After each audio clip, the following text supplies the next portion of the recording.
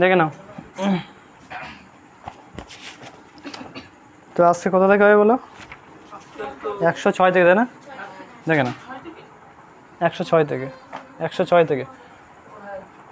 তো আজকে কি দেখো, আফ্রিকার যে টোটাল কটা নদী আছে মনে আছে? বলতে পারবে কটা নদী আছে টোটাল আফ্রিকায়? 5টা আছে না? কি কি?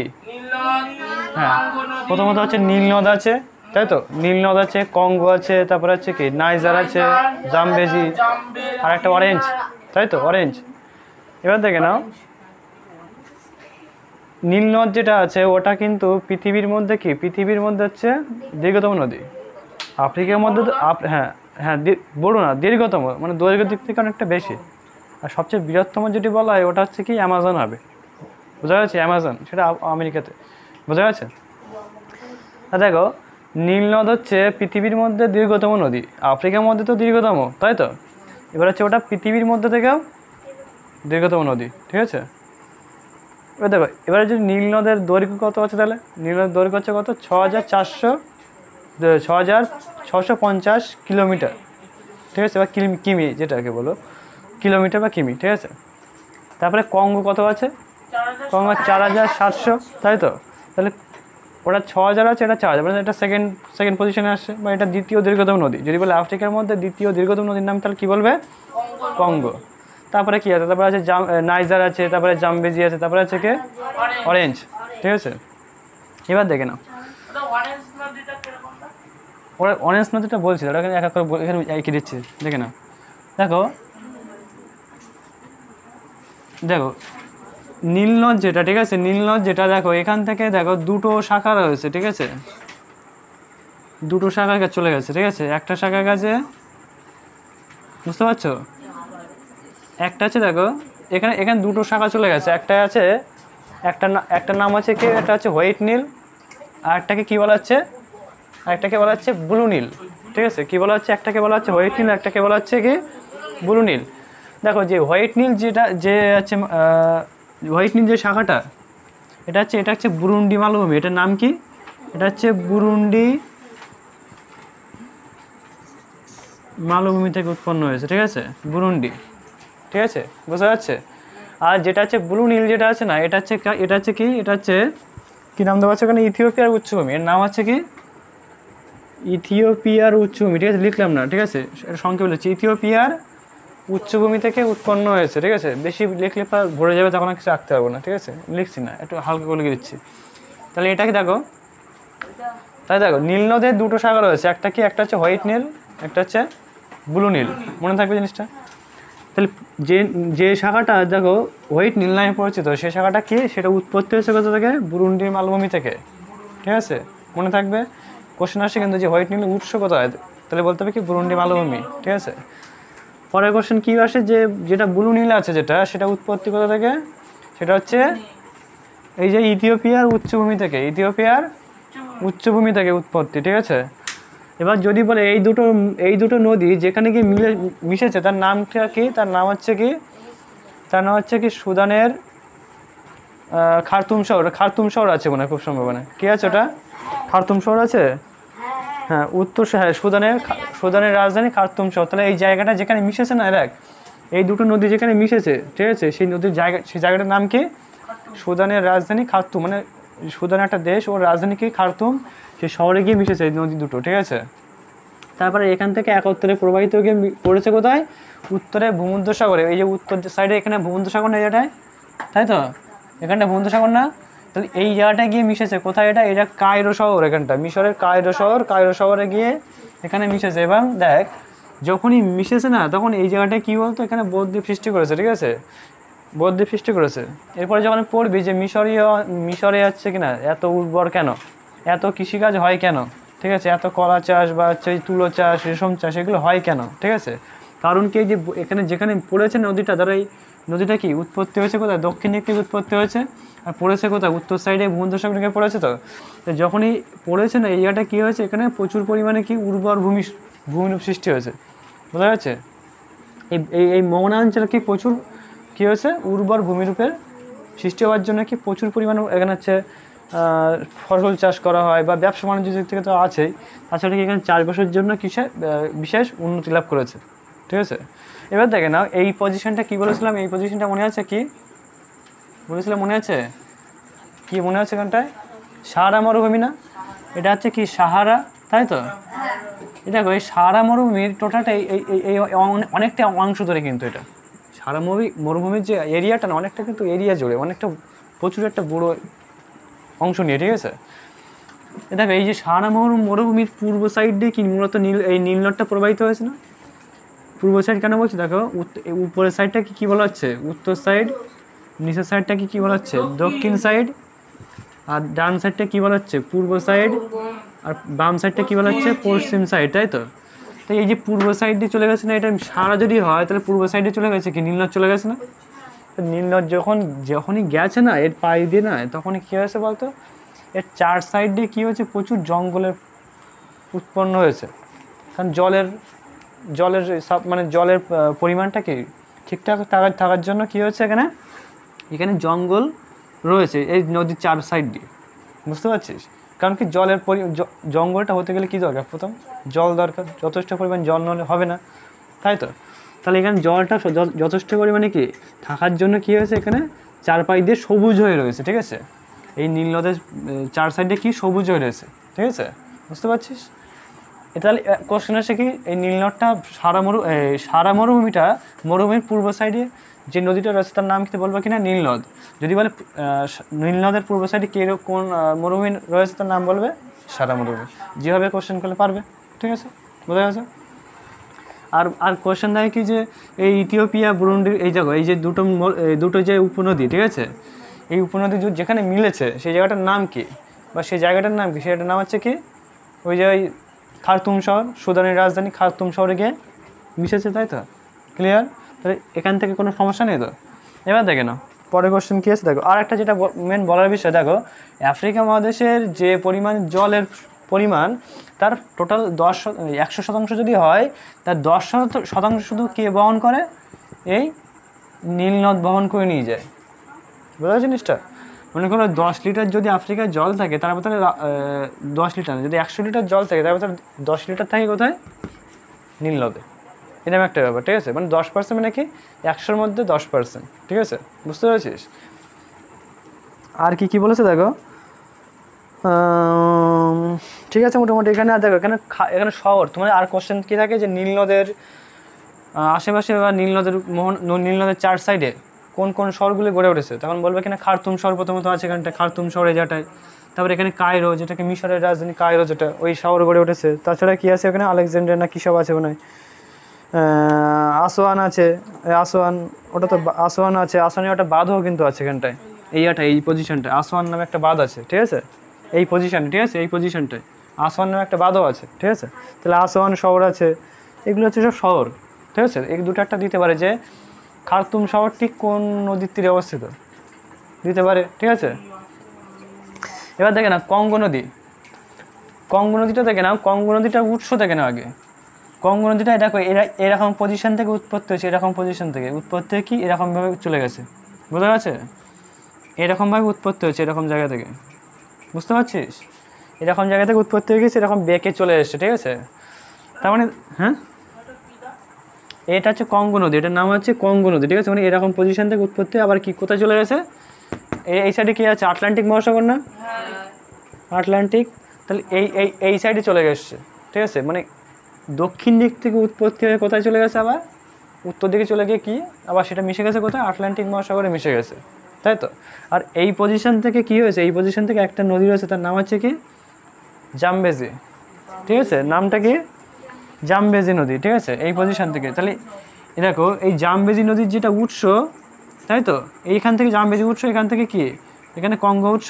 তো জামবেজি নদীর উত্তর সাইড হচ্ছে কি কঙ্গো নদীর উৎস, বোঝা গেছে। এবং এই নদী থেকে প্রচুর পরিমাণে জল কী হচ্ছে দিনে এই আটলান্টিক মহাসাগরে গিয়ে পড়ছে, এবং এই নদীর গতিপথে কী হয়েছে প্রচুর পরিমাণে কি উপত্যকা সৃষ্টি হয়েছে, ঠিক আছে, বোঝা গেছে। আর কি বৈশিষ্ট্য আছে এই নদীর, দেখো এই নদীতে প্রথমত কি এই নদীটা হচ্ছে যেখানে উৎস সেই জায়গাটা কি যেখান থেকে যেটা উৎস সেই উৎস অঞ্চলটা কী হয়েছে প্রচুর পরিমাণে ঘন জনবসতিপূর্ণ দেখা যায়, মানে এই অঞ্চলটা কি প্রচুর ঘন জনবসতিপূর্ণ, ঠিক আছে, বুঝতে পারছো, বুঝতে পারছো? তার জন্য কি আর আর আর বৈশিষ্ট্য কী আছে তাহলে? বসতি মানে কি, সেখানে চাষবাসও নিশ্চয়ই ভালো, নিশ্চয়ই চাষবাসও ভালো হবে, না হলে কি কেন নদীর তীরে বসবাস করতে থাকবে, তাই না? তাহলে চাষবাসও নিশ্চয়ই ভালো হয়, না হলে বসবাস কেন করবে? তারপরে আর কী কী আছে দেখো, এখানে বোঝানোর মতো আর কিছু নেই। তোমাদের কোশ্চেন থাকে কি কঙ্গো নদীর উৎস কোথায় আর এটা কোথায় গিয়ে পড়েছে, ঠিক আছে? আর কোশ্চেন কী থাকে যে আফ্রিকা মহাদেশের দ্বিতীয় দীর্ঘতম নদীর নাম কি, এই কোশ্চেন থাকে।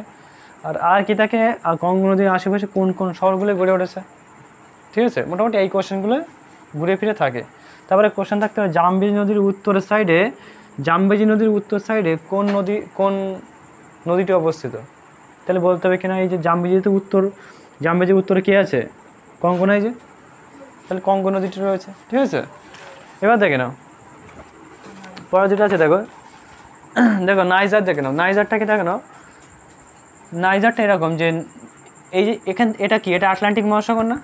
এবার আটলান্টিক মহাসাগর থেকে দেখো এখান থেকে 200 কিলোমিটার দূরের থেকে এরকম উৎপত্তি হয়ে কী করেছে, আবার এরকম ঘুরে এসে আবার এরকম পড়েছে, বুঝতে পারছো? মানে কি এর উৎস এখানটায়, তাহলে সোজাসুজি এবার এখান থেকে পড়তে পারতো, কিন্তু না, আবার কী করেছে দেখো এখান থেকে ঘুরে গিয়ে এখান থেকে সারা মরুভূমির ভিতর দিয়ে, সারা মরুভূমি টাচ করে এসে, ঠিক আছে, এই নাইজারের ভিতর দিয়ে আবার ঢুকে গেছে কোথায়? আটলান্টিক মহাসাগরে গিয়ে পড়েছে, বোঝা যাচ্ছে জিনিসটা? এখান থেকে নাও, এই যেখান থেকে মোড় নিয়েছে, এই যে নদীটা যেখান থেকে মোড় নিয়েছে তার নাম কি? তার নাম হচ্ছে কি টিম্বাকটু শহর, তার নাম হচ্ছে কি টিম্বাকটু শহর, বোঝা যাচ্ছে? দেখেন দেওয়া আছে দেখো টিম্বাকটু, ঠিক আছে, শহর। মানে এই নদীটা টিম্বাকটু শহর পর্যন্ত গিয়ে আবার সেখান থেকে মোড় নিয়ে কী করেছে, এখানে নাইজার বা নাইজেরিয়া যেটা বলা হচ্ছে, সেখানে গিয়ে সেখান থেকে প্রবেশ করে কি এই আটলান্টিক মহাসাগরে আবার চলে এসছে, ঠিক আছে? এবং এই অঞ্চলটা কী হয়েছে, এখানে বদ্বীপ সৃষ্টি হওয়ার জন্য কি চারপাশে যথেষ্ট উন্নতি লাভ করেছে। তাছাড়া কি এখানে প্রচুর পরিমাণে কি ওই যে পাখিটা কি একসময় কি ওই যে পরিযায়ী যে পাখিগুলো বলে আর কি, সেই পাখি টাখিগুলো এখানে প্রচুর পরিমাণে কি দেখা যায়, ঠিক আছে? আর বৈশিষ্ট্য কী আছে মোটামুটি এইগুলো বললে হবে। কোশ্চেন কী থাকে যে এই যে নাইজার নদীটি আটলান্টিক মহাসাগর থেকে কত কিলোমিটার দূর থেকে তো সৃষ্টি হয়েছে, তা বলবা কিনা 200 কিলোমিটার এখান থেকে ডিস্টেন্স থেকে, এই ডিস্টেন্স তো 200 কিলোমিটার এখান থেকে সৃষ্টি হয়েছে কোথায়? এখান থেকে ঘুরে এসে আবার কোথায় গিয়ে পড়েছে এখানে। তাহলে তোমার কোশ্চেন থাকে কি যে কোথায় সৃষ্টি হয়েছে এবং কতটা দূর গেছে, তাহলে বলবে কিনা এখানে কি যে টিম্বাকটু যে শহরটা আছে, তাই তো, সেই শহর পর্যন্ত গেছে, আবার পতিত হয়েছে কোথায়? আটলান্টিক মহাসাগর, আবার সে ফিরে এসছে, ঠিক আছে? এবং ফিরে আসার পরে এখানে যে উর্বর যে ভূমিটা, সেই উর্বর ভূমিতে কী হয়েছে, প্রচুর পরিমাণে চাষবাস এটা ভালো টালো হয়, ঠিক আছে, বোঝা গেছে? এবার দেখে নাও জামবেজি নদীটা দেখে নাও, জামবেজি নদী এখানে তো বললাম, দেখে নাও। তাহলে আমরা বলতে পারি কি যে এই যে কী আছে এটা কঙ্গো নদী, যেটা কঙ্গো নদীর যে দক্ষিণ প্রান্ত, এটা দক্ষিণ সাইড না, এটা কঙ্গো নদীর দক্ষিণ সাইডে দক্ষিণ প্রান্ত থেকে মূলত উৎপত্তি হয়েছে এটা, তাই তো? এই যে হচ্ছে দেখো এই যে জামবেজি নদী, এটা 3টে দেশ মিলে অবস্থিত, 3টে দেশ, ঠিক আছে? প্রথমত কী আছে দেখো, জামবেজি আছে প্রথমে, তাই তো? তারপরে ওখানে আর কী আছে দেখো, অ্যাঙ্গোলা আছে, আর একটা কী আছে কঙ্গো। এই 3টি দেশের সংযোগস্থল থেকে মূলত কি জামবেজি নদীটা সৃষ্টি হয়েছে, ঠিক আছে? জাম্বিয়া, তাই তো? জাম্বিয়া নদীটা কী হয়েছে, সৃষ্টি হয়েছে, ঠিক আছে? তোমাদের কোশ্চেন আসতে পারে যে জাম্বিয়া যে নদীটা, ঠিক আছে, এটা কটা দেশের মিলনস্থল থেকে সৃষ্টি হয়েছে? তোমাকে বলতে হবে কি 3টি, এবার নামগুলো লিখতে হবে, ঠিক আছে? যে কঙ্গো আছে, তারপর হচ্ছে কি আছে অ্যাঙ্গোলা আছে, হ্যাঁ জাম্বিয়া আছে, ঠিক আছে, অ্যাঙ্গোলা, ঠিক আছে? আর কোশ্চেন আসে যেটা সবচেয়ে বেশি গুরুত্বপূর্ণ, সেটার নাম কি দেখো ভিক্টোরিয়া জলপ্রপাত। এই জায়গাটায় কী আছে, ভিক্টোরিয়া নামে একটা জলপ্রপাত, যেটা সবচেয়ে বেশি উঁচু। দেখ এখানে ছবি দেওয়া আছে, দেখ একটা, দেখছিস এই ছবিটা দেখছিস? এই যে জলপ্রপাত যেটাকে বলে ঝর্ণাটা, যেটা আমরা যেটা বলি ঝর্ণা বলি আর কি, ঠিক আছে? জলপ্রপাত পড়েছিস না, জলপ্রপাত কীভাবে সৃষ্টি হয় পড়েছিস না? যে নদী যখনই কোনো, হ্যাঁ পড়েছিস তো, যে কোনো একটা জলের উৎস যখন কি চলে যাচ্ছে, যেতে যেতে যখন একটা নরম শিলা পড়ে, তখন সেই নরম শিলা ক্ষয় পেতে পেতে উঁচু জায়গা থেকে জলটা পড়তে থাকে, সেটা এই যে দেখতে পাচ্ছিস? তো যাই হোক, মূলত এই যে জলপ্রপাতটা, ঠিক আছে, এই জলপ্রপাতটা তাহলে কোথায় দেখা যায়? কোন নদীতে দেখা যায়, তখন বলতে হবে কি জাম্বিয়া, ঠিক আছে, জামবেজি, ঠিক আছে, জাম্বিয়া দেশ, জামবেজি নদী, ঠিক আছে। যাই হোক, তাহলে কোশ্চেন আসে কি যে ভিক্টোরিয়া যে জলপ্রপাতটি কোথায় দেখা যায়, কোন নদীতে, তখন কি বলবে জামবেজি নদীতে, ঠিক আছে, মনে থাকবে। আর দেখে নাও, আর এখানে দুটো দুটো বড় বড় জলবিদ্যুৎ কেন্দ্র রয়েছে, ঠিক আছে, ওগুলো খুব একটা আসে না মূলত। আর দেখে না অরেঞ্জ নদীটা, দেখে না অরেঞ্জ নদীটা কোথায়, দেখো অরেঞ্জ নদীটা এখান থেকে উৎপত্তি হয়ে কোথায় গিয়ে পড়েছে, শর্টকাট মেরে দিয়েছে, ঠিক আছে, বুঝতে পেরেছিস, এই নদীটা শর্টকাটে মেরে দিয়ে এখানে চলে গেছে, মানে কি।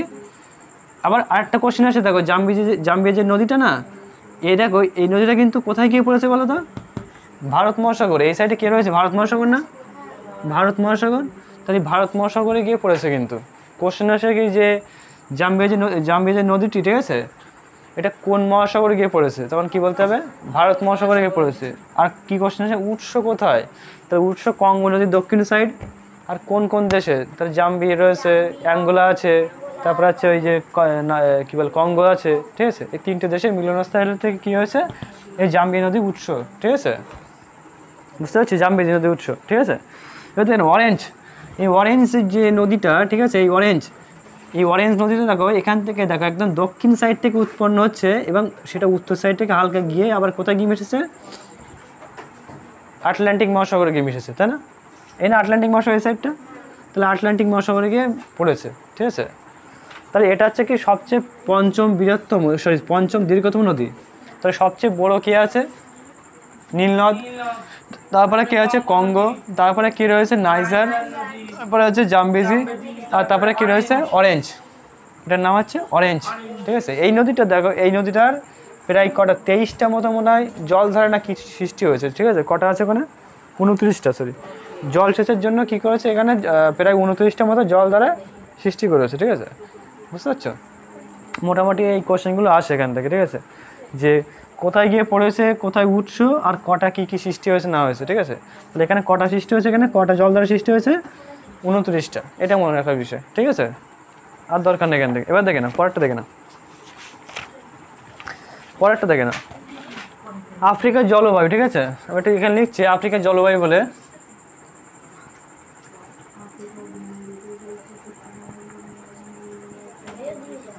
দেখে না আফ্রিকার জলবায়ুটা, দেখে না আফ্রিকার জলবায়ুটা দেখো, প্রথমত অক্ষরেখা, ঠিক আছে, এটা একটা স্বাভাবিক ব্যাপার। দেখো আফ্রিকা এই সাইডে কী চলে গেছে, নিরক্ষরেখা না, নিরক্ষরেখা চলে গেছে।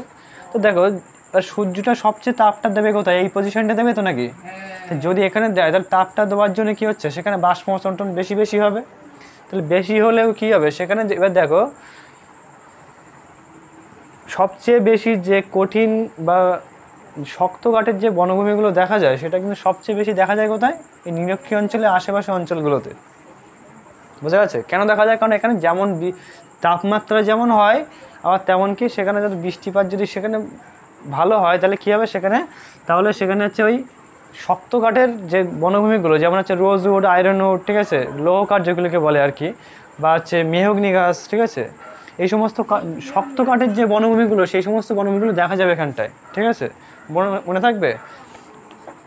তাই বলছি দেখো নিরক্ষরেখার কাছাকাছি উষ্ণতা বেশি অনুভূত হয় এবং কি নিরক্ষরেখা থেকে কি যত মেরুর দিকে যাবে তত কী হচ্ছে তির্যকভাবে, যত এদিকে যাবে বা যত ওইদিকে যাবে তত কী হচ্ছে আলোর রশ্মিটা তির্যকভাবে পড়বে, মানে হেলে পড়বে, আলোর রশ্মিটা এরকম বেঁকে পড়বে, তাই তো, পড়বে কি না, এরকম বেঁকে পড়বে না, মনে করো সূর্যটা এরকম পজিশনে আছে, তাই তো, তাহলে যদি সূর্য, তাহলে এদিকে আলোটা কি কম পড়বে, তাই তো, মানে তির্যকভাবে পড়বে, তার জন্য কি এই সমস্ত অঞ্চলগুলো কী হচ্ছে আবহাওয়াটা কি নরম থাকবে বা বেশি গরম, মানে হচ্ছে তাপমাত্রা বেশি থাকবে না, তাই তো নাকি, সেটাই। এবার দেখে না বলছি, দেখো সমুদ্র থেকে যত দূরত্ব বেশি হবে, দেখে না তুমি একটা জিনিস লক্ষ্য করবে, দেখবে আমি তোমাদের এখানে করেছিলাম আগে, অনেকবারই বলেছি যে যত সমুদ্র থেকে যত বেশি দূরত্ব হবে তত কী হবে বলো তো, তত তাপমাত্রাটা কি বেশি অনুভূত হবে, গরম হলে বেশি গরম অনুভূত হবে, আর ঠান্ডা হলে বেশি ঠান্ডা অনুভব হবে, তাই না, তাই তো নাকি। তুমি দেখো এখানে যদি এখানে এই আশেপাশে অঞ্চলে মানুষ যদি কেউ বাস করে না এই আশেপাশে, তাহলে কিন্তু তাদের কিন্তু এই যে ঠান্ডা গরমের যে ব্যাপারটা না খুব বেশি তফাৎ হবে না, ঠান্ডাকাল বললে ওরা বুঝতে পারবে না যে ঠান্ডাকাল, বা এটা গরমকাল করলে বুঝতে পারবে না এটা গরমকাল, কেন বুঝতে পারবে না, কারণ ওদের যে সমুদ্র বায়ুটার জন্য কী হয়, ওদের তাপমাত্রাটা কী হয়, সেই তাপটা থাকে না, বুঝতে পারছিস? মানে তাপটা কী হয়ে যায় ওদের, ওই জন্য মানে সমান হয়ে যায়, সবাই তাপটা কী হয়ে যায়, ইকুয়াল হয়ে যায়। বোঝা যাচ্ছে জিনিসটা? এই জন্য দেখো সমুদ্রের আশেপাশে যে অঞ্চলগুলো থাকে সেই সমস্ত অঞ্চলে যে জলবায়ু দেখা যায় তার নাম হচ্ছে কি সমভাবপূর্ণ জলবায়ু বলে। কি বলে? সমভাবপূর্ণ জলবায়ু। আর যত সমুদ্র থেকে দূরত্ব যত বেশি হয়, মানে এই সাইডটা, এই পজিশনগুলো কী হয় বলতো, তাপমাত্রা মানে ডিস্টেন্সটা অনেকটা বেশি না? বেশি তো, তার জন্য এই অঞ্চলগুলো কেমন হবে, চরমভাবপূর্ণ জলবায়ু। কেন? কারণ এখানে গরমকাল পড়লে তীব্র গরম পড়বে, আর শীতকাল পড়লে তীব্র ঠান্ডা পড়বে। বুঝা গেছে? তাহলে সমভাবপূর্ণ জলবায়ু আর চরমভাবপূর্ণ জলবায়ু জিনিসটা বোঝা গেছে জিনিসটা? তাই বলছে দেখো সমুদ্রের আশেপাশে যে সমস্ত অঞ্চলগুলো আছে সেখানে তাহলে কেমন আবহাওয়া বিরাজ করবে, সমভাবপূর্ণ। আর যত দূরত্ব ডিস্টেন্স বেশি হবে তত কী হবে, চরমভাবপূর্ণ আবহাওয়া বিরাজ করবে। মনে থাকবে? এবার দেখে নাও সমুদ্র স্রোত মূলত কোনো জায়গার আবহাওয়াকে কি করে, মেনটেন করে। কীরকম? দেখো যে সমস্ত অঞ্চলে উষ্ণ স্রোত প্রবাহিত হবে তাহলে সেখানকার আবহাওয়াটা কেমন হবে বলতো, উষ্ণ হবে কি না? যদি কোনো সমুদ্র স্রোত কী হয়, উষ্ণ হয়, তাহলে সেখানকার সেই দেশের আবহাওয়াটা কেমন হবে, উষ্ণ হবে। আবার যদি কোনো দেশের ভিতর দিয়ে কি শীতল সমুদ্র স্রোত প্রবাহিত, তাহলে কী হবে, সেই দেশের আবহাওয়াটা কেমন হবে, শীতল হবে। তাহলে এটা মূলত সমুদ্র স্রোতের উপরে ডিপেন্ড করে সেই দেশের আবহাওয়াটা কেমন হবে। ঠিক আছে? বোঝা যাচ্ছে জিনিসটা? এবার দেখেন উচ্চতা। তা আমরা বলেছিলাম কি যত উচ্চতা বাড়বে তত কী হয়, তাপমাত্রা কমতে থাকে একটা নির্দিষ্ট পর্যন্ত। মনে করো আমাদের যে টোটাল 5টা কি 6টা মতো যে ছটা যে বায়ুর স্তর আছে, ঠিক আছে, troposphere, stratosphere, mesosphere, ionosphere, exosphere, যেরকম স্ফিয়ারগুলো আছে, তাই তো পড়েছিলিস নিশ্চয়ই? তাহলে কি প্রত্যেকটা ধাপে কী হয়, তাপমাত্রা চেঞ্জ হয় না? মূলত চেঞ্জ হয়। মেসোস্ফিয়ারে কি -90°C পর্যন্ত চলে যায়, তাই তো। স্ট্র্যাটোস্ফিয়ার থেকে আবার তাপমাত্রা বাড়তে থাকে, আবার ট্রোপোস্ফিয়ার থেকে উঠলে কী হবে, তাপমাত্রা কমতে থাকে, তাই তো নাকি? তো যাই হোক, ওটা বলার বিষয় না। দেখো তাহলে আমাদের এখানে দেখো আমাদের কোশ্চেন ছিল একটা, যে আমি বলেছিলাম যে আগের দিনে বলেছিলাম যে মাউন্ট কিলিমাঞ্জারোর যে পর্বতের মাথায় বরফ জমে কেন, বলেছিলাম না? কেন বলেছিলাম মনে আছে? হ্যাঁ, যে উচ্চতা বৃদ্ধির জন্য। যে আমরা বলেছিলাম যে প্রতি 1000 মিটার উচ্চতায় কতটা তাপমাত্রা কমে যায় বলো তো, 6.4°C তাপমাত্রা কী হয়, কমে যায়, ডিক্রিজ হয়। ঠিক আছে? যেখানে 6.54 ওটা একটা এরকম থাকে, ঠিক আছে, সব বছর সমান থাকে না। ঠিক আছে? মূলত 6.4 বা 5 এরকম থাকবে, 0.5 0.12 এরকম কোনো ব্যাপার থাকে না। ঠিক আছে? হ্যাঁ, মানে ক্লাস 6-এ আবার 4 আছে। ঠিক আছে? ক্লাস 6-এ কথা বলছি, দেখে নাও। মূলত 1 পয়েন্টের পরে যে সংখ্যাটা থাকে না, ওই 1-2 হেরফের করে। ঠিক আছে? ওটা কোনো সমস্যা না। ঠিক আছে?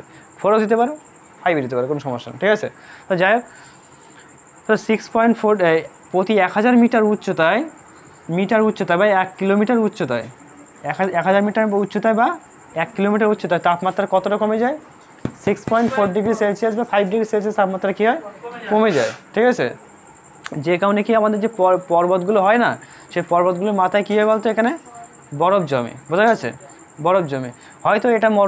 হয়তো এটা কি কোনো একটা মরুভূমির মাঝখানে অবস্থিত, তা সত্ত্বেও বরফ জমে। কেন জমবে? কারণ ওই তাপমাত্রায় কী হয়, এখানে সব কিছু বরফ হয়ে রয়েছে। ঠিক আছে? ওই তাপমাত্রায়, কারণ যত উপরে উঠবে তত কী হবে, ঠান্ডা লাগবে। ঠিক আছে? যাই হোক, এবার দেখে নাও পরেরটা দেখে নাও। আচ্ছা বলো, এবার দেখে নাও পরের কোশ্চেন দেখো, বলছি দেখো এখানে দেখো এই পরের পৃষ্ঠায় কত আছে, 109 পৃষ্ঠায় দেখো বলছি এই সময় আফ্রিকার উত্তর ভাগ ও দক্ষিণ ভাগের জলবায়ু কীরকম হয়। ঠিক আছে? একই সময় উত্তর ভাগে এবং দক্ষিণ ভাগে আবহাওয়াটা কেমন হবে বলো। যদি মনে কর এখানটা সূর্যটা থাকে, ঠিক আছে, তাহলে এই সাইডে আবহাওয়াটা কেমন হবে, এখানকার তুলনায় সেই তুলনায় ঠান্ডা হবে। আবার এই সাইডটা কেমন হবে, এখানকার তুলনায় আশেপাশের তুলনায় এদিকে কী হবে, সেই তুলনায় ঠান্ডা পড়বে কি না, কারণ কি তির্যক আলো পড়ার জন্য কী হচ্ছে, শীতলতা নেমে আসে, তাই তো। পরেরটা দেখেন, আফ্রিকার ক্রান্তীয় অঞ্চলে সাহারার মতো কি বড় বড় মরুভূমি সৃষ্টি হলো কেন। আচ্ছা দেখে না, দেখো মরুভূমি সৃষ্টি হওয়ার প্রধানত কারণ কি বলতো, বৃষ্টিপাতের অভাব, ঠিক আছে। এই দেখো আফ্রিকা মরুভূমি অঞ্চলে না, আফ্রিকাতে তেমন কোনো বড় বড় কোনো পাহাড় বা পর্বত নেই, যে কারণে কি মেঘ যদিও বা হয় না, সে কোথাও আটকায় না। কি আর সরাসরি মনে করো এখান থেকে যদি মেঘ উৎপন্ন হয় সেটা সরাসরি চলে যাবে এদিকে, যা কিছু বৃষ্টি হবে ওই যেতে যেতে বৃষ্টি হবে, বোঝা যাচ্ছে জিনিসটা। কিন্তু আমাদের দিকে বৃষ্টি কেন হয়? কারণ আমাদের দিকে উত্তর সাইডে কে রয়েছে? হিমালয় পর্বত, আটকে যাচ্ছে মেঘটা, তার জন্য কী হচ্ছে বৃষ্টিপাতটা বেশি এদিকটা হয়। কিন্তু এখানে কি কোনো রকম উঁচু কোনো পর্বত সেরকম নেই, যে কারণে কী হয় মেঘ কোথাও আটকাতে পারে না, সরাসরি উপর দিয়ে চলে যায়, যে কারণে কী হয় কোথাও বৃষ্টিপাত তেমন হয় না, যে কারণে মরুভূমিগুলো বেশি সৃষ্টি হয়েছে, ঠিক আছে। প্রথমত কারণ এটাই। এবার দেখে নাও, আফ্রিকার কিলিমাঞ্জারো যে পর্বত নিরক্ষীয় অঞ্চলে অবস্থিত হওয়া সত্ত্বেও তার চূড়ায় বরফ জমছে। কেন জমছে যেটা বললাম একটু আগে, বুঝতে পেরেছিস কেন জমেছে সেটা বললাম, উচ্চতা বেশি থাকার জন্য, ঠিক আছে। এবার দেখে নাও জলবায়ুর সঙ্গে স্বাভাবিক উদ্ভিদের সম্পর্ক। এই জলবায়ুর সঙ্গে স্বাভাবিক উদ্ভিদের সম্পর্ক, ঠিক আছে। তো কেমন সম্পর্ক দেখো, এখানে একটা ছোটো একটা গল্প আছে দেখো, এখানটায় এই যে একটা গল্প আছে, আমি গল্পটা বলছি শোন। যে একটা ছেলে কি করছে দেখ, একটা ছেলে কোথাও একটা ঘুরতে গেছে, ঠিক আছে। এই শোন, আমি বলছি শোন, পরে দেখিস বাড়িতে পড়বি। একটা ছেলে কোথাও একটা ঘুরতে গেছে, ঠিক আছে, এবং সে বাড়িতে কিছু চারা গাছ লাগিয়ে গেছিলো, ঠিক আছে। তার সাথে একটা ক্যাকটাস গাছও ছিল। যখনই সে বাড়িতে গিয়েছিলো জল টল দিয়ে গেছিলো, কিন্তু 15 দিন মতো ছিল বলে তার অন্য যে গাছগুলো ছিল সেগুলো কী হয়ে গেছে, মারা গেছে, ঠিক আছে। অন্যান্য গাছগুলো কেন মারা গেছে? কারণ জলের অভাবে মারা গেছে। কিন্তু ক্যাকটাস গাছ যেটা ছিল সেটা কিন্তু তখনও পর্যন্ত বেঁচে রয়েছে। কেন রয়েছে? কারণ ক্যাকটাস গাছের জলটা কী হয়, কম লাগে, তাই তো নাকি? কম লাগার জন্য কী হয়, সে বেঁচে গেছে। কারণ কি ক্যাকটাস গাছে কি কোনো পাতা থাকে না, প্রথমত বাষ্পমোচনও হয় না। কিন্তু অন্যান্য গাছে কি পাতা থাকে, বাষ্পমোচনটা বেশি হয়, যেখানে কি জলের অভাবে অন্য গাছগুলো মারা গেছে, তাই তো। তবে এবার সে যখন বাড়িতে এসে দেখে এরকম হয়েছে, তখন সে ভাবে যে তাহলে ক্যাকটাস গাছের জলটা কম লাগে এবং অন্যান্য গাছের জলটা একটু বেশি লাগে, আমি জল দিইনি বলে গাছগুলো মারা গেছে, ঠিক আছে। এবার দেখে নাও নিরক্ষীয় অঞ্চলে নিরক্ষীয় চিরসবুজ অরণ্যের গাছের অরণ্য দেখে নাও। নিরক্ষীয় চিরসবুজ অরণ্য কি তা দেখে নাও। নিরক্ষীয় চিরসবুজ অরণ্য হচ্ছে,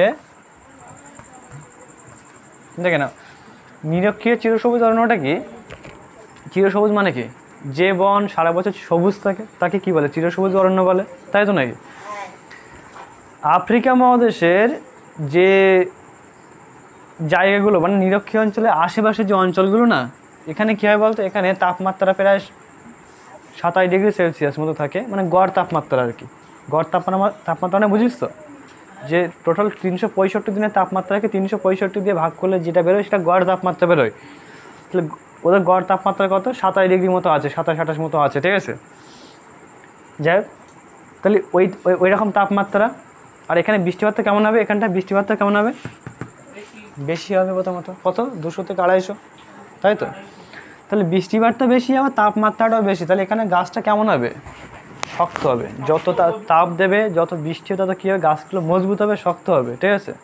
যে কারণে এখানে কী ধরনের গাছ দেখা যায়, রোজউড, আয়রনউড, ঠিক আছে, মেহগনি গাছ, ঠিক আছে, হালকা কিছু কিছু বাঁশ গাছও দেখা যায়, খুব বেশি দেখা যায় না কিন্তু থাকে, ঠিক আছে। যাই হোক, এই সমস্ত গাছগুলো কী হয়, দেখা যাবে, ঠিক আছে। আর আরেক বৈশিষ্ট্য কী দেখো, এই সমস্ত অঞ্চলগুলোতে না সারা বছর বৃষ্টি হয়, যে কারণে কি গাছের পাতা কখনো কী হয়, জলের অভাবে কখনো ঝরিয়ে ফেলতে পারে না। গাছের পাতাগুলো জলের অভাবে কখনো ঝরিয়ে ফেলতে পারে না, যে কারণে গাছগুলো সবসময় কেমন দেখাবে, সবসময় সবুজ দেখাবে। উপর থেকে যখন স্যাটেলাইট থেকে দেখা হয় তখন কেমন লাগে দেখতে, সবুজ লাগে। কেন? কারণ এই অঞ্চলে গাছগুলো কখনো ঝরায় না, বোঝা গেছে জিনিসটা। এবং গাছগুলোর অরণ্য সে পড়েছিলিস না, নিরক্ষীয় চিরসবুজ অরণ্য বৈশিষ্ট্য হবে, তাই এই সমস্ত গাছগুলো কি খুব ঘন হবে, খুব উঁচু উঁচু হবে, তাই তো। খুব তারপরে হচ্ছে কি অনেক ঝুড়ি, মানে ওই গাছগুলোর কি পাতাগুলো চাঁদোয়ার মতো হয়ে থাকবে, নিচের অনেক অংশটা কি থাকবে, নিচের অংশগুলো দেখা যাবে না, মনে হবে যেন গোধূলি অঞ্চল পড়েছিলিস না, চিরগোধূলি অঞ্চল পড়েছিলিস না, এই সমস্ত অঞ্চলগুলো দেখা যায়, ঠিক আছে। জিনিসটা বোঝা গেছে? এবার দেখে নাও পরেরটা কী আছে, দেখে নাও, বোঝা গেছে জিনিসটা, বুঝতে পেরেছিস? এবার দেখে নাও সাবানা তৃণভূমি অঞ্চলকে, সাবানা, তাহলে দেখে নাও এবার সাবানা তৃণভূমি অঞ্চলটাকে দেখো নিরক্ষরেখা থেকে উভয় দিকে, ঠিক আছে, বা নিরক্ষরেখার দক্ষিণ সাইডটা কী হচ্ছে, এখানে বৃষ্টিপাতের অভাবে কী হচ্ছে, তৃণভূমি সৃষ্টি হয়েছে। বৃষ্টিপাত কেন হয় দেখো, এখানে তেমন কোনো উঁচু কোনো পর্বতশ্রেণী না থাকার জন্য কী হবে, যেটা বলছিলাম, না থাকার জন্য কী হচ্ছে, মেঘটা কী হচ্ছে সরাসরি উপর দিয়ে চলে যায়, ঠিক আছে। খুব বেশি ভালো বৃষ্টিপাত হয় না, বৃষ্টিপাতের অভাবের জন্য খুব বেশি বৃষ্টিপাত হয় না, তার জন্য কী হচ্ছে এখানে ওই যে তৃণভূমির সৃষ্টি হয়েছে, তো সাবানা তৃণভূমি নামে পড়ছে যেটাকে বলা হচ্ছে, ঠিক আছে। এখানে বৃষ্টিপাতটা দেওয়া আছে দেখো 150 সেন্টিমিটার, 150 সেমি, বোঝা গেছে। এবং কোথাও কোথাও সেই বৃষ্টিপাতটা কত হয়ে থাকে, মরুভূমি অঞ্চলে সেই বৃষ্টিপাতটা 25 সেন্টিমিটারের কম হয়ে থাকে, ঠিক আছে। খুব বেশি বৃষ্টিপাত হয় না, যেখানে বৃষ্টিপাতের অভাবে এখানে কী এখানে হচ্ছে ওই সাবানা তৃণভূমি নাকি এক ধরনের গাছ, এক ধরনের ঘাসের জমি সৃষ্টি হয়েছে। এবং এই অঞ্চলটাতে যে সাবানা তৃণভূমি বলছি না, ওই অঞ্চলটা থেকে প্রচুর পরিমাণে তৃণভোজী প্রাণী দেখা যায়, প্রচুর পরিমাণে তৃণভোজী। কখন যদি দেখিস ওই যে ডিসকভারি যে চ্যানেলগুলো হয় আর কি, ঠিক আছে, দেখবি যে আফ্রিকার মহাদেশের যে যখন ভিউগুলো দেখাবে তখন দেখি প্রচুর পরিমাণে তৃণভোজী প্রাণী কী করছে, এরকম ঘাসের জমিতে কী করছে বলতো, দেখ ঘাসের জমি দেখতে পাচ্ছিস না, এই ঘাসের জমিতে ঘুরে বেড়াচ্ছে, দেখেছিস না? হ্যাঁ, তাহলে ওটা হচ্ছে আফ্রিকার সাবানা তৃণভূমি নামে পরিচিত বলা হচ্ছে, ঠিক আছে। এবার দেখ এটা টোটালটা কমপ্লিট করবো এটা। এবার দেখে না ভূমধ্যসাগর জলবায়ু অঞ্চলটাকে দেখে না, ভূমধ্যসাগর জলবায়ু অঞ্চল কিন্তু তোমরা আগে জেনেছিলে কিন্তু, ঠিক আছে। দেখে না ভূমধ্যসাগর জলবায়ু অঞ্চলটা কি দেখে নাও, আফ্রিকার উত্তর সাইড এবং আফ্রিকার কি পশ্চিম সাইডটা, এই সাইডটা, তাই তো, দক্ষিণ পশ্চিম সাইডটা কী নামে পরিচিত, ভূমধ্যসাগরের জলবায়ু অঞ্চল নামে পরিচিত, প্রথমত বলো, ঠিক আছে। এই অঞ্চলের বৈশিষ্ট্যটা কি দেখে নাও, প্রথমত ভূমধ্যসাগর জলবায়ু অঞ্চল না গ্রীষ্মকালে প্রথমত বৃষ্টি হয় না, যা কিছু বৃষ্টিপাতটা হয় কখন হয়, শীতকালে দেখি হবে, তাই তো। আর কি বৈশিষ্ট্য আছে, ভূমধ্যসাগরের জলবায়ু অঞ্চলে গাছগুলো খুব বেশি বাড়ে না, কেন বাড়ে না বলো, বৃষ্টিপাতের অভাবে, বৃষ্টিপাত হয় না, গাছগুলো খুব বেশি হয় না, মানে গাছগুলো খুব বেশি বাড়ে না, বেটে বেটে টাইপের গাছ হয়, পাতাগুলো পুরো হয়, মোমের প্রলেপ মতো থাকে, ঠিক আছে। গাছের চামড়াগুলো খুব, ওই চামড়া বলছি ওই কী বলে, ওই বাকলগুলো খুব কী হয়, খুব বেশি পুরু হয়, ঠিক আছে। গাছের শিকড়টা কি মাটির অনেক গভীরে প্রবেশ করে, কেন, জলটাকে আনার জন্য, ঠিক আছে। আর এই সমস্ত অঞ্চলগুলোতে কি বেশি পরিমাণে কী হয়, ফলের গাছ হয়, ফলের গাছ, ঠিক আছে, যেমন আঙুর, তারপর হচ্ছে আখরোট, তারপর হচ্ছে জলপাই, আখরোটটার এই সমস্তগুলো বেশি হয়, ঠিক আছে। তো জলপাই এই সমস্ত ফলের গাছগুলো কী হয় এখানে বেশি হয়, ঠিক আছে।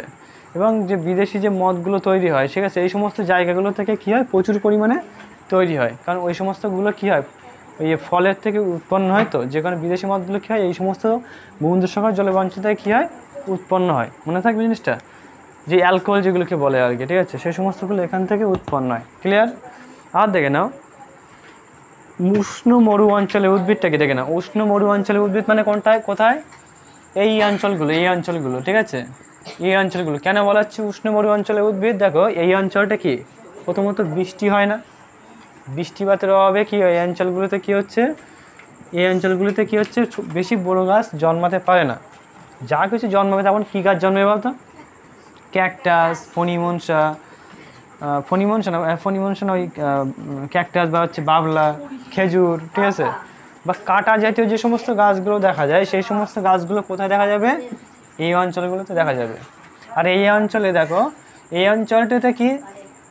অঞ্চলটাতে এক ধরনের কি এই মাঝে মাঝে কী হয়, মরুভূমির মাঝে মাঝে কী হয় এক ধরনের কি ওই জলের খোঁজ পাওয়া যায়, ঠিক আছে, সেগুলো কী বলা হয়, ওয়াদি না কি বলা আছে, মানে কী আছে রে, কী নাম আছে এখানটায় দেওয়া আছে বলো, মরুদ্যান, ঠিক আছে, ওগুলোকে ওয়াদি বলে মানে খুব সুন্দর, ঠিক আছে, মনে আসছে না ঠিক, যে ওগুলোকে কী বলা হচ্ছে, মরুদ্যান বলা হচ্ছে। কেন, মরুভূমির মাঝখানে যদি হঠাৎ করে জলের খোঁজ পাওয়া যায় এবং তার সাইডে কী হচ্ছে প্রচুর পরিমাণে ওই তাল, খেজুর, বাবলা এই ওটা গাছগুলো কী হয় ঘিরে থাকে, উদ্যানের মতো দেখতে লাগে, দূর থেকে কেমন লাগে মনে হয় যেন ওটা উদ্যান বাগানের মতো দেখতে লাগে, তাই তো, ওই জন্য ওটা কী বলে মরুদ্যান বলা হয়, মরুভূমির মাঝখানে হঠাৎ করে এরকম গাছ গড়ে ওটাকে বলা হচ্ছে মরুদ্যান, ঠিক আছে, বুঝতে পারছিস। এবং হ্যাঁ পরে বলছি, জলপাই গাছ তো আছে তো নিচে, দেখ এবার দেখে নাও, বুঝতে পারছিস তো, ওটা বুঝতে পেরেছি এটা। এবার দেখ এই অঞ্চলে যে মরু অঞ্চলের যে আর বৈশিষ্ট্য কী আছে দেখে নাও, এটা তো উদ্ভিদের বৈশিষ্ট্য গেল। আর প্রাণীগুলো কেমন, এই অঞ্চলের প্রাণীগুলো দিনের বেলা খুব বেশি বেরোয় না, ঠিক আছে, কেন, তাপমাত্রা এতটা বেশি থাকে যে ওখানে ওরা বেরোতে পারে না, আর বালি তাপমাত্রাটা বেশি, বালি হাঁটতে পারবে না, চলতে পারবে না, ঠিক আছে, সাপটাগুলো চলতে পারবে না, তার জন্য না রাত্রেবেলা শিকারের জন্য বেরোয়, ঠিক আছে, যা কিছু শিকার টিকার করে কখন করে, রাত্রেবেলা করে, ঠিক আছে। এবার দেখে না পরে যেটা আছে দেখো নাতিশীতোষ্ণ তৃণভূমি অঞ্চল, নাতিশীতোষ্ণ কাকে বলে, তো যে অঞ্চল এই সাইডটা নাতিশীতোষ্ণ কেন বলা হচ্ছে তা দেখো, নাতিশীতোষ্ণ বলা হচ্ছে কেন, না শীত না উষ্ণ, ঠিক আছে, তার জন্য নাতিশীতোষ্ণ বলা হয়। তো এই অঞ্চলে বৃষ্টিপাত খুব বেশি হয় না, ঠিক আছে। এবং এই অঞ্চলে দেখো দেওয়া আছে, দেখো এই অঞ্চলে যে তৃণভূমিটা দেখা যায়, তো সেই তৃণভূমিটার নামই হচ্ছে কি ভেল্ট। কোশ্চেন কী থাকে, নাতিশীতোষ্ণ তৃণভূমিটার নাম কি, তা বলতে হয় ভেল্ট। আফ্রিকার নাতিশীতোষ্ণ তৃণভূমির নাম হচ্ছে ভেল্ট, ঠিক আছে। ভেল্ট হলো এক ধরনের কি, এখানে প্রচুর পরিমাণে ঘাসের, এই শোন, প্রচুর ঘাসের জমি দেখা যায়, যেখানে এখানেও প্রচুর পরিমাণে তৃণভোজী যে প্রাণীগুলো হয় না, এখানেও দেখতে পাওয়া যায়, ঠিক আছে। আর এখানে দেওয়া আছে যে কী কী গাছ দেখা যায়, যেমন হচ্ছে কী হচ্ছে পপলার, উইলো, ঠিক আছে, এই সমস্ত গাছগুলো দেখা যায়, ঠিক আছে, মোটামুটি এগুলো থাকবে। আর সবুজ ঘাসের যে খসখসে যে ঘাসগুলো, খসখসে পাতার যে ঘাসগুলো দেখা যায়, সেই সমস্ত ঘাসগুলো এখানে দেখা যায়, ঠিক আছে। আর পর্ণমোচী দেখে নাও, পর্ণমোচীটা কি, এই পর্ণমোচীটা দেখে নাও। পর্ণমোচী হচ্ছে, দেখো আফ্রিকার পূর্ব সাইডটা কী দেখা যাচ্ছে, পুরো পর্ণমোচী শ্রেণীর গাছগুলো দেখা যাচ্ছে, ঠিক আছে, হ্যাঁ পূর্ব দিকে এই সাইডটা। এবার দেখে নাও আমাদের দিকেও কিন্তু এই পর্ণমোচী গাছই দেখা যায়, ঠিক আছে। পর্ণমোচী কেন বলা হচ্ছে দেখে নাও, পর্ণমোচী বলা হচ্ছে কারণ এরা একটা নির্দিষ্ট ঋতুতে কী হয়, সমস্ত পাতাগুলো ঝরিয়ে দেয়। কোন সময়, সেটা শীতকালের দিকে, কারণ শীতকালে খুব বেশি তো বৃষ্টি হয় না, শীতকালে আবহাওয়াটা কেমন শুষ্ক থাকে, যেখানে কী হয় ওই বাষ্পমোচন রোধ করার জন্য ওরা কী করে, গাছের পাতাগুলো ঝরিয়ে দেয়। দেখবি আম গাছ বা বাঁশ গাছ বা যে সমস্ত ওই আমড়া গাছ যেগুলো হয় আর কি, দেখবি ওরা শীতকালে কিন্তু দেখবি সব পাতা ঝরিয়ে দেয়, বুঝতে পেরেছিস। আবার যখনই দেখবি বৃষ্টি হবে, তখন কী হয়, ওরা আবার পাতাগুলো আবার গজাতে শুরু করে, ঠিক আছে। যদি আমাদের দিকে আবহাওয়া চেঞ্জ হয়ে যায়, মনে করো সারা বছর বৃষ্টি হচ্ছে, তাহলে কী হবে বলতো, পাতাগুলো কিন্তু ঝরবে না, ঠিক আছে, কারণ টোটাল গাছেদের যে বাষ্পমোচন যে ক্ষমতাগুলো, সেটা সবটা চেঞ্জ হয়ে যাবে, ঠিক আছে। এতে অনেক সমস্যা আছে। Incoming voice call from +91 99533 24410 on SIM SI. দেখেন আটু মাগেস, যেন পূর্ব উপকূলীয় নাতিশীতোষ্ণ চীন দেশে যে দেখ, পূর্ব উপকূলীয় উষ্ণ নাতিশীতোষ্ণ চীন দেশের জলবায়ু অঞ্চল, ঠিক আছে। তা দক্ষিণ পূর্ব উপকূলে যে গ্রীষ্মকাল, দেখে নাও, তাহলে চীন দেশও কেন বলা হচ্ছে, দেখো চীন দেশে যে ধরনের জলবায়ুগুলো দেখা যাবে, তাহলে সেই সমস্ত জলবায়ু যদি আর কোথাও দেখা যায়, সেটাকে কী বলা হবে, চীন দেশের জলবায়ু, সেটা বলেছিলাম। যেমন ভূমধ্যসাগর জল, এইটা ভূমধ্যসাগর, তো তাহলে এই জলবায়ুটা যদি আর কোথাও দেখা যায়, তাহলে সেই নামটা কী হয়ে যাবে, ভূমধ্যসাগরের জলবায়ু অঞ্চল। মনে থাকবে জিনিসটা, তাহলে এই জন্য দেখো চীন দেশে যেহেতু এই জলবায়ুটা দেখা যায়, তার জন্য নামটা কি হয়েছে, চীন দেশের জলবায়ু অঞ্চল। সেটা কোথায় দেখে নাও, দেখে নাও দক্ষিণ পূর্ব উপকূল অঞ্চলে গ্রীষ্মকালে, দক্ষিণ পূর্ব মানে কি, এটা দক্ষিণ আর এটা পূর্ব, মানে এই সাইডটা কি হচ্ছে, এই চীন দেশের জলবায়ু অঞ্চলটা কি হচ্ছে দেখা যাচ্ছে, ঠিক আছে। তো মানে 110 পর্যন্ত থাকবে, তাহলে 110, ওইটা আমার বই মানে।